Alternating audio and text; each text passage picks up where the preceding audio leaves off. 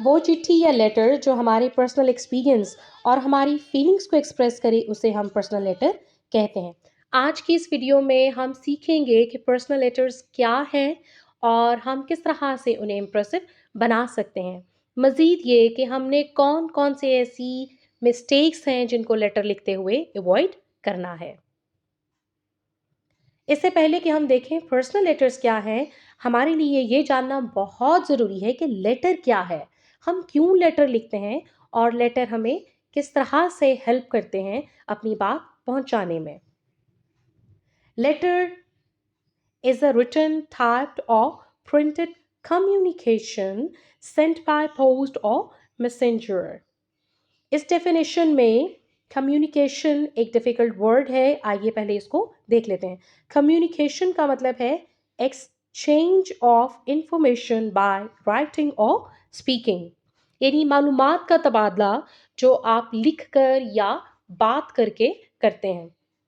सो letter एक का तरीकाकार है आपकी मालूमात को दूसरे तक पहुंचाने का, जो आप रिटन फॉर्म में, टाइप फॉर्म में या प्रिंटेड फॉर्म में दूसरे तक बाय पोस्ट या बाय मैसेंजर पहुंचा देते हैं।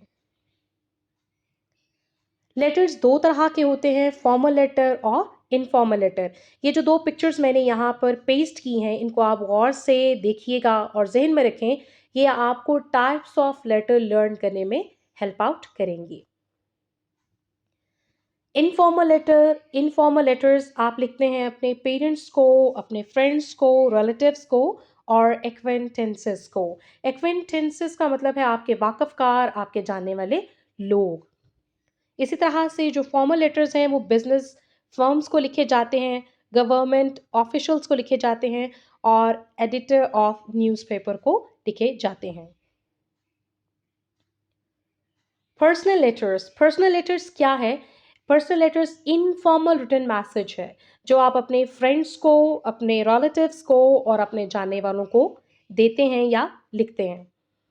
Personal letters deal with personal feelings and experiences. इनका ताल्लुक आपकी ज़ाती फीलिंग्स के साथ और आपके ज़ाती तजर्बात के साथ होता है। They are meant to be read by a specific person। और ये इसलिए लिखे जाते हैं कि कोई ख़ास शख्स आपके लेटर्स को पढ़े या आप किसी ख़ास शख्स के लिए इस लेटर को लिखते हैं जिस तक आप अपनी ज़ाती फीलिंग्स या एक्सपीरियंसेस पहुंचाना चाहते हैं। आप फॉर्मल लेटर लिख रहे हैं या इनफॉर्मल लेटर लिख रहे हैं, इन पॉइंट्स को आपने ज़हन में रखना है। ये 6 पॉइंट्स बहुत इंपॉर्टेंट हैं और ये दोनों लेटर्स में एक जैसे काम करते हैं। यहाँ पर थोड़ी बहुत चेंजेस आपको शायद नज़र आ सकती हैं, जैसे लैंग्वेज है, तो बाकी जो चीज़ें हैं दे आर ऑलमोस्ट सेम। तो आपने इन 6 पॉइंट्स को याद कर लेना है, ज़हन में रख लेना है। Writer's address and date. सबसे पहले आप राइटर का एड्रेस लिखेंगे और डेट। अगर आप राइटर हैं तो आप यहाँ पर अपना एड्रेस लिखेंगे और जिस दिन आप लेटर लिख रहे हैं उस दिन की आप डेट यहाँ पर लिखेंगे। ग्रीटिंग और सैल्यूटेशन। फिर मैसेज आ गया, the body of the letter. आप एक्चुअली क्यों लेटर लिख रहे हैं, क्या बात करना चाह रहे हैं, वो बॉडी ऑफ द लेटर में आ जाएगा। फिर द सब्सक्रिप्शन और लीव टेकिंग और कंक्लूजन। आप यहाँ पर इजाज़त चाह रहे हैं, अपने लेटर को ख़त्म कर रहे हैं। द सिग्नेचर, एंड पे आप अपने साइन भी करेंगे। And language.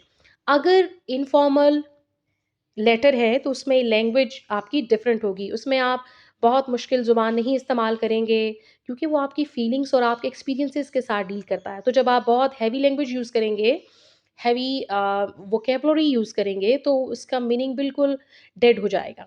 लेकिन अगर फॉर्मल लेटर है तो उसमें लैंग्वेज डेफिनेटली फॉर्मल लैंग्वेज आप यूज़ करेंगे, उसमें आप फ्री लैंग्वेज या फ्री राइटिंग यूज़ नहीं करेंगे। इन 6 पॉइंट्स को जब हम फॉर्मेट डिस्कस करेंगे, फॉर्मेट ऑफ द लेटर, तो उसमें हम वन बाय वन देखेंगे।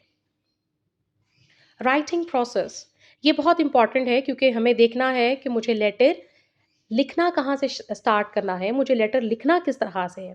गैदरिंग इन्फॉर्मेशन, पहला काम जो आप लेटर लिखते हुए करेंगे, आप कॉपी और पेंसिल पकड़ेंगे और सोचना शुरू कर देंगे कि मुझे क्या क्या बात एक्सचेंज करनी है, मुझे कौन कौन सी बात कम्युनिकेट करनी है, कौन कौन सी इन्फॉर्मेशन कम्युनिकेट करनी है। आप जो भी बातें आपके ज़हन में आएँगी, आप पॉइंट्स बना के उनको लिखते चले जाएँगे, बगैर ये सोचे कि चीज़ें तरतीब में हैं या नहीं है। दूसरा काम आप क्या करेंगे, ऑर्गेनाइजिंग योर मटेरियल। जब आप लिख चुके, तो डेफिनेटली लिखते हुए हर बात तरतीब में आपके ज़हन में नहीं आ रही थी। जो भी पॉइंट्स आपके ज़हन में आते चले गए, आप वो लिखते चले गए। अब आपने उन पॉइंट्स को तरतीब में लिख लेना है। हो सकता है जो बात आपने तीसरे नंबर पर लिखी है, थर्ड पॉइंट पे लिखी है, उसका ताल्लुक 7th पॉइंट के साथ हो, तो आप उस थर्ड पॉइंट को 7th के साथ लिख लेंगे। आपने अपने मटेरियल को तरतीब दे दी, ऑर्गेनाइज़ कर लिया। जब आपका मटेरियल ऑर्गेनाइज हो गया, तो अब आप लेटर को लिखना शुरू कर दें तरतीब में। आपने लेटर लिख लिया, फिर आप क्या करेंगे, आखिरी काम आप क्या करेंगे, रिवाइजिंग एंड एडिटिंग। आप पूरे लेटर को डे आपके एड्रेस से लेके लीव टेकिंग तक या कंक्लूजन तक आपने पूरे लेटर को रिवाइज कर लेना है। चेक करें कि आपकी कोई मिस्टेक तो नहीं, कोई ऐसी बात आपने लिख दी जो आप नहीं लिखना चाह रहे थे।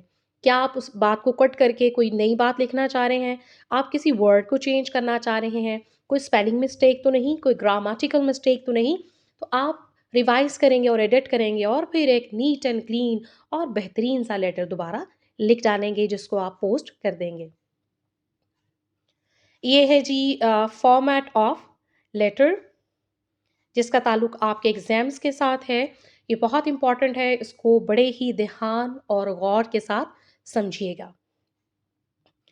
राइट साइड पर आप एड्रेस लिखेंगे, अपना address, examination hall, city ABC and then date. यहाँ पर हमने एग्ज़ामिनेशन हॉल और सिटी एबीसी क्यों लिखा? क्योंकि आप जहाँ पर बैठे हैं वहाँ का एड्रेस लिख रहे हैं। आप कोई पर्सनल लेटर नहीं लिख रहे जिस पे आप एक्चुअल एड्रेस लिखेंगे। यहाँ पर चूँकि आप एग्ज़ामिनेशन के पॉइंट ऑफ व्यू से देख रहे हैं, तो हम यहाँ पर इमेजिनरी एड्रेस लिखेंगे। जो चीज़ आपने ध्यान में रखनी है वो ये है कि एग्ज़ामिनेशन का ई, सिटी का सी और यहाँ पर जो डेट लिखी हुई है उस मंथ का जो फर्स्ट लेटर है, ये तीनों एक लाइन में, एक तरतीब में होने चाहिए। इस तरफ ज़िगज़ैग बन रहा है या तरतीब नहीं है तो कोई फ़र्क नहीं पड़ता। लेकिन इस तरफ आपने तरतीब का ख़याल रखना है। इसी तरह से फर्स्ट लाइन के बाद कॉमा आ जाएगा, फिर आप फुल स्टॉप लगाएँगे और फिर डेट के बाद भी आप फुल स्टॉप लगाएँगे। यहाँ पर जो मैंने क्रॉस लगाया है इसका मतलब ये है कि यहाँ पर आपने फ़ौरन डेट के बाद लिखना, लेटर लिखना नहीं शुरू कर देना, सैल्यूटेशन नहीं डालनी। यहाँ पर आप एक लाइन का गैप देंगे और इसके बाद आप सेकंड लाइन में सैल्यूटेशन लिखेंगे। इसको आपने, ये जो सैल्यूटेशन है इसको भी काइंडली गौर से देखिएगा। हमने लेफ़्ट साइड पर मार्जिन लगा रखा है और बिल्कुल मार्जिन के साथ आपने सैल्यूटेशन लिखनी है।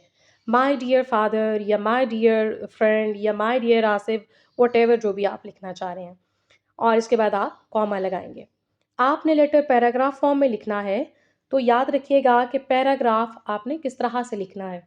अपनी मर्ज़ी से आपने ये नहीं करना कि इतना गैप देके यहाँ से लेटर लिखना शुरू कर दें। नहीं, आपने यहाँ पर ये जो गैप आपको नज़र आ रहा है, ये खाली जगह नज़र आ रही है, ये आपने कितनी छोड़नी है, ये इम्पोर्टेंट है। आपने यहाँ पर 5 लेटर्स के इक्विवेलेंट गैप देना है। लाइक एम एक लेटर है 1, वाई 2, यहाँ पर एक गैप आ गया 3, डी 4 और ई 5। आपने 5 लेटर के इक्विवेलेंट जगह छोड़ दी और फिर यहाँ पर ई के नीचे से लेटर लिखना शुरू कर दिया। एक और इम्पॉर्टेंट बात वो ये है कि जितना गैप आप फर्स्ट पैराग्राफ को लिखते हुए देंगे, उतना ही सेकंड को देंगे, उतना ही थर्ड को देंगे।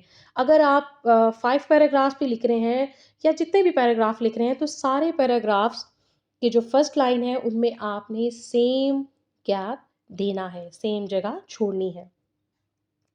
इसी तरह से जब आप लेटर एंड कर रहे हैं तो लास्ट लाइन के साथ ही आपने लीव टेकिंग नहीं लिख देनी, आपने कंक्लूजन नहीं लिख देना। यहाँ पर भी आप एक लाइन का गैप देंगे और फिर यहाँ पर इजाज़त चाहेंगे, अपना नाम, अपना सिग्नेचर लिखेंगे। थिंग्स टू रिमेंबर, यहाँ पर कुछ पॉइंट्स मैंने लिखे हैं जिनमें पेपर चेक करते हुए मुझे बहुत सारी मिस्टेक्स नज़र आती हैं। आपने इन पॉइंट्स को बहुत गौर से समझना है। डेट, डेट अमूमन हम जो है वो गलत लिखते हैं, तो उसको आपने देखना है कि डेट को हम किस तरह से लिख सकते हैं। डेट को आप इस तरह से 3 तरीक़ाकार से लिख सकते हैं। फर्स्ट ये है कि यहाँ पर आप डे लिखेंगे, मंथ लिखेंगे और फिर ईयर लिखेंगे। इसी तरह से the same format is here. इसी ये जो थर्ड वन है इसको आप गौर से देखिए कि अगर आप पहले मंथ लिख रहे हैं और फिर डे लिख रहे हैं और फिर ईयर लिख रहे हैं, तो यहाँ पर हम कॉमा लगाएँगे। अगर यहाँ पर कॉमा नहीं है, ठीक है, फॉर एग्ज़ाम्पल 24th है जी आज, तो 24, 20, 22 तो आपको ऐसा लगेगा जैसे कोई टेलीफ़ोन नंबर लिखा हुआ है।